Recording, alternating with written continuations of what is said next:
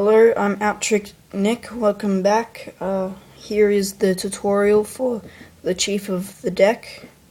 So, you get any kind of king. I like to use the king of spades because it's it's like the most simplest king to remember, I guess.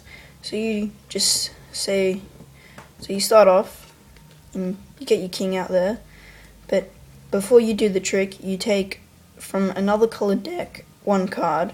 I use the 7 of diamonds in my card trick, but I'm using the ace of clubs here. So my deck color is kind of a black blue kind of color, and it's plastic covered. It's not a bicycle pack, so I don't know where you can get it. I just found it around the place. And then I have my red one. So you put that card at the bottom. And you go, okay, so I have my chief here. And then you spread out the cards like I did. And then as you putting your finger down, just as you start to go down, you want to push this card back. But you want to make it look as if it was smooth, like that. And then what you do is these 4 fingers should cover it, should cover the card that you pull out. And then when they say stop, you just pull out the pack with that card and make sure you just let go and show them like that. Because then they might see it's like popped out like this, and it would have been obvious that you pulled it out. So then just go, okay, here's your card. Put it at the bottom of the deck, and then you flip it over and you say, alright, I'm going to put my chief at the top. Now I do a false cut shuffle.